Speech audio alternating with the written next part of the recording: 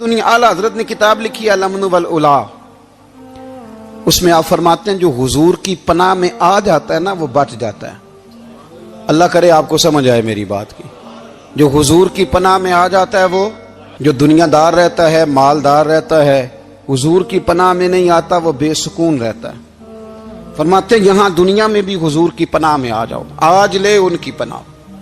اور آج دلیل آپ نے ابن ماجہ کی حدیث لکھی ہے، حضرت تمیم داری حدیث کے راوی ہیں، اعلیٰ حضرت نے لکھی ہے، فرماتے ہیں جو حضور کی پناہ میں آیا بچ گیا۔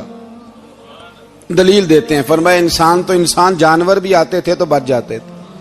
حضرت تمیم داری رضی اللہ تعالیٰ عنہ فرماتے ہیں کہ ہم کھڑے تھے، ایک اونٹ دوڑتا ہوا آیا، نبی کریم صلی اللہ علیہ وسلم کے پہلے اس نے قدموں پہ سجدے کیے۔ صحابہ کہنے لگے حضور ہمیں بھی اجازت دیں، فرمایا وہ تو بے زبان ہے، اسے تو پتہ کوئی نہیں، پیش نظر ہے وہ نو بہار، سجدے کو دل ہے بے قرار، روکیے سر کو روکیے یہی تو امتحان ہے۔ فرمایا اسے کیا پتا، تم تو مکلف ہو شریعت کے، تمہیں اجازت نہیں ہے۔ اور اعلیٰ حضرت نے دو ٹوک لکھا ہے، فرمایا سوائے خدا کے کسی کو تعظیمی سجدہ بھی حرام ہے۔ یہ نوٹ کر لیں میری بات۔ اور اعلیٰ حضرت نے فتاوی رضویہ میں لکھا ہے کسی قبر پہ جاؤ تو 4 ہاتھ دور کھڑے رہو۔ اللہ کرے آپ کو سمجھ آئے، کتنے ہاتھ؟ 4 ہاتھ دور کھڑے رہو، سورت فاتحہ پڑھو، درود شریف پڑھو، جس قبر پہ گئے ہو ان کی روح کو اصال ثواب کرو، ان کے وسیلے سے دعا مانگو۔ اعلیٰ حضرت فرماتے ہیں قبر کو سجدہ بالاتفاق حرام ہے، طواف قبر کا کرنا بالاتفاق حرام ہے، بوسہ لینے میں اختلاف ہے کہ جائز ہے کہ ناجائز ہے، لیکن بوسے سے بھی چونکہ شک پڑتا ہے تو فرماتے ہیں احمد رضا کی رائے یہ ہے کہ بوسہ لینے سے بھی بچا جائے۔ تو آ گیا تو اس سے اگلی باتیں کرتا ہے، بس خاموش رہ، باادب رہ اور پیچھے رہ۔ تو حضرت تمیم داری کہتے ہیں یہ حدیث اعلیٰ حضرت نے لکھی ہے الامن والعلا میں، فرماتے ہیں کہ اونٹ نے پہلے سجدہ کیا، قدم چومے، پھر اس نے حضور کے کان میں کوئی بات کہی۔ روزے دے دوالے نے غلاماں دیاں ٹولیاں، ایک پیا سن دے کروڑاں دیاں بولیاں، یعنی اونٹ نے بات کی تو حضور نے وہ بھی سن لی۔ اعلیٰ حضرت کہتے ہیں جو پناہ میں آتا ہے بچ جاتا ہے۔ کہتے ہیں رسول کریم نے نا اونٹ کی پشت پہ ہاتھ پھیرا اور اللہ کے محبوب فرمانے لگے فکر نہ کر، اب تو آ گیا ہے نا تو جیسے تو کہے گا ویسے ہی ہو جائے گا، جیسے تو کہے گا ویسے ہی۔ ابن ماجہ میں موجود ہے، پر میں چونکہ فاضل بریلوی رحمت اللہ علیہ کی کتاب سے پیش کر رہا ہوں الامن والعلا سے، تو میں اسی انداز میں پیش کر رہا ہوں جس انداز میں وہاں ہے۔ حضرت تمیم داری کہتے ہیں کہ ہماری سمجھ میں بات کوئی نہ آئی، تھوڑی دیر گزری تو کچھ لوگوں نے ہاتھوں میں رسیاں پکڑی ہیں، خنجر پکڑے ہیں، دوڑے آئے، یا رسول اللہ یہ ہمارا اونٹ ہے۔ حضرت تمیم داری کہتے ہیں میں نے دیکھا کہ جب وہ آ گئے نا خنجر لے کے تو اونٹ حضور کے پیچھے چھپ گیا۔ آج لے ان کی پناہ، آج مدد مانگ ان سے، وہ حضور کے پیچھے چھپ گیا۔ تو کہتے ہیں کہ نبی کریم صلی اللہ تعالی علیہ وسلم نے فرمایا کیا مسئلہ ہے بھائی؟ یا رسول اللہ ہمارا اونٹ ہے، ذبح کرنے لگے تھے دوڑ آیا ہے۔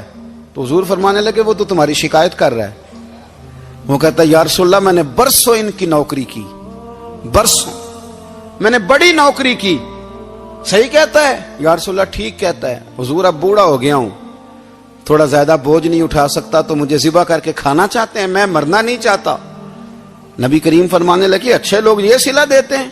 انہوں نے عرض کی حضور آپ حکم کر دیں، ہم اس کو چھوڑ دیتے ہیں یا رسول اللہ، نہیں ذبح کریں گے، خدمت کریں گے۔ حضور فرمانے لگے نہیں، اب میرے پاس آیا ہے نا، اب میں نے واپس نہیں کرنا، آج ہو گیا ہے، آج لے ان کی پناہ، آج مدد مانگ ان سے، آج ہو گیا یا رسول اللہ پھر رکھ لیں۔ حضور نے فرمایا نہیں بھائی پیسے بتاؤ کتنے؟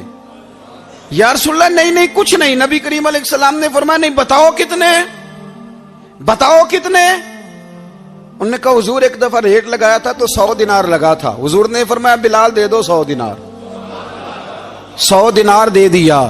اعلیٰ حضرت فرماتے ہیں دیکھو ان کی پناہ میں آنے کی برکتیں کتنی ہیں۔ ان سے کہا تم جاؤ، وہ چلے گئے، حضور نے پشت پہ ہاتھ پھیرا، فرمایا جا تو آزاد ہے۔ حضرت تمیم داری کہتے ہیں وہ پہلے گیا پھر پلٹ کے آیا، اس نے نبی پاک کے کان میں کو بات کی، کئی باتیں کی، پر میں ایک بات کرتا ہوں، کئی باتیں کی، ایک بات کی تو حضور رو پڑے، اونٹ چلا گیا، ہم نے عرض کی حضور یہ کیا کہہ گیا ہے؟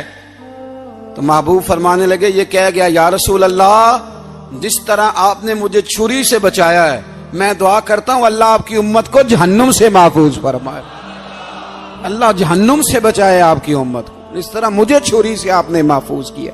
اعلیٰ حضرت فرماتے ہیں کن چکروں میں پڑے ہوئے ہو، کن چکروں میں؟ پیسوں کی پناہ لیتے ہو، عہدوں کے پیچھے چھپتے ہو، دولت کے پیچھے چھپتے ہو، تعلقات کے پیچھے چھپتے ہو۔ فرمایا مصیبت آئے گی تو یہ سارے ہٹ جائیں گے، اگر پناہ لینی ہے تو مدینے والے محبوب کی پناہ لو، دروازے رسول پہ آؤ، نبی کریم کی بارگاہ میں جھکو، حضور سے پیار کرو۔ اعلیٰ حضرت فرماتے ہیں محبوب کا ادب کرو، رسول اللہ کی غلامی کرو۔ فرماتے ہیں پھر کے گلی گلی تباہ، ٹھوکریں سب کی کھائیں کیوں، دل کو جو عقل دے خدا تو تیری گلی سے جائے کیوں۔ اور فرمانے لگے جان ہے عشق مصطفیٰ، روز فزوں کرے خدا، جس کو ہو درد کا مزہ وہ ناز دوا اٹھائے کیوں، جس کو ہو درد کا مزہ وہ ناز دوا اٹھائے کیوں۔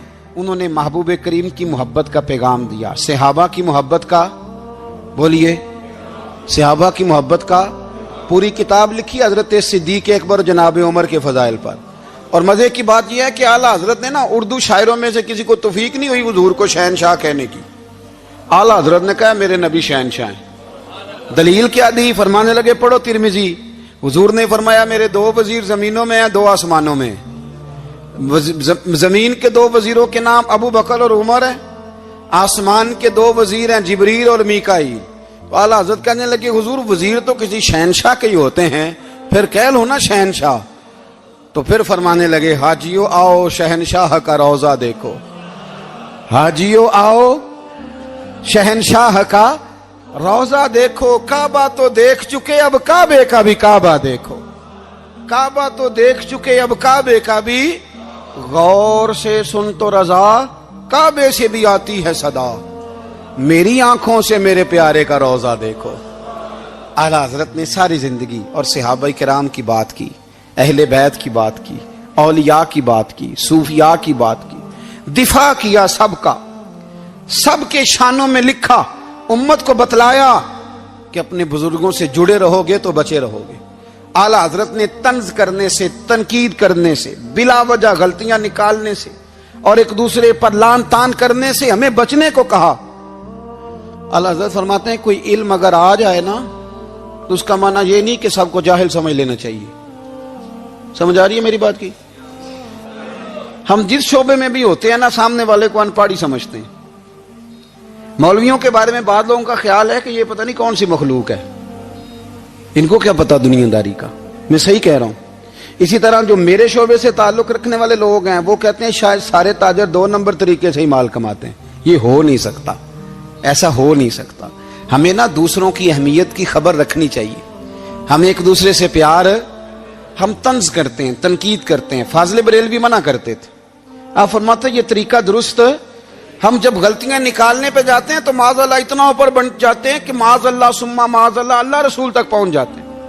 اعلیٰ حضرت کے زمانے میں ایک شخص نے کہہ دیا نبی پاک کا خیال آئے تو نماز ٹوٹ جاتی ہے۔ عقل ہے نا جی، جہاں مرضی لے جاؤ۔ وہ کہنے لگا جی میں نے خالص اللہ کے لیے پڑھنی ہے نا فلسفہ عجیب، نبی پاک کا خیال آئے تو نماز۔ اعلیٰ حضرت فرمانے لگے تو بڑا ہی پاگل ہے، جب تو کہے گا السلام علیکہ ایھا النبی، خیال آئے گا کہ نہیں؟ فرمانے لگے تو بڑا ہی نادان ہے، جب تو کہے گا اللہم صلی علی محمد وعلی، خیال آیا کہ نہیں آیا؟ فرمانے لگے تو نبی پاک کی بات کرتا ہے، نماز میں تو ابا اماں کا بھی خیال آتا ہے، ربنا اغفر لی والدیّ۔ فرمانے لگے اگر ربے کے خیال سے نہیں ٹوٹتی تو مدینے والے کے خیال سے کیسے ٹوٹ گئی؟ فرمانے لگے بڑا ہی بیوقوف ہے تو۔ اعلیٰ حضرت فرمانے لگے تو کہتا ہے حضور کا خیال آئے تو ٹوٹ جاتی ہے۔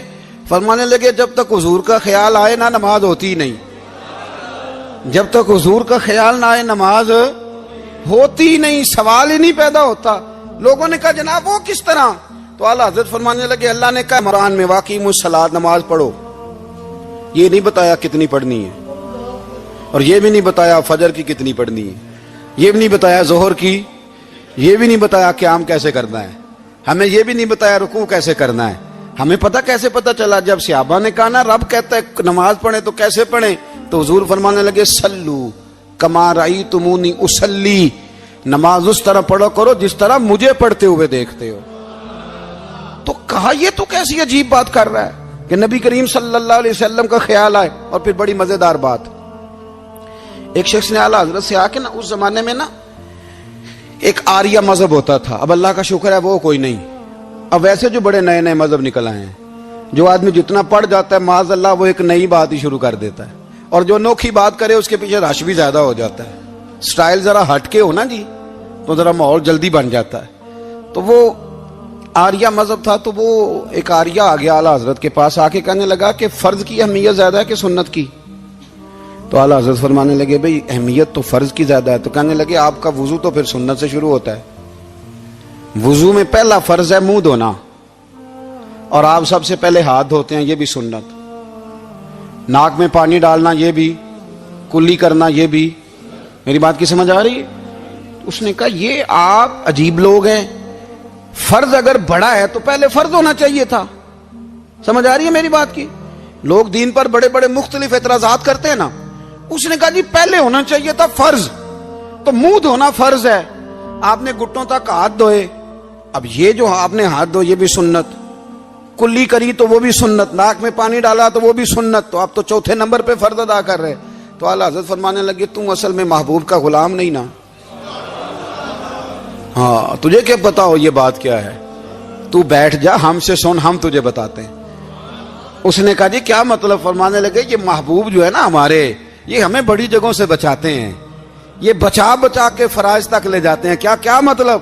کہنے لگے حضور نے ہمیں کہا ہے کہ پہلے نا ہاتھ دھو لو, پتہ چل جائے پانی زیادہ گرم تو نہیں, منہ جالی نہ جائے, پہلے نا دیکھ لو. فرمایا پھر ناک میں ڈال کے پتہ کرا لو کہ اس میں سے بدبو تو نہیں آتی, سنت بھی ادا ہو گئی, پتہ بھی چل گیا بو تو نہیں آ رہی. اور فرمایا پھر منہ میں ڈال کے چکھ لو کہ بد ذائقہ تو نہیں. اب یہ 3 سنتیں ادا کر کے تم فرض ادا کرو گے تو اللہ بھی راضی ہوگا, اللہ کے رسول بھی راضی ہوگا.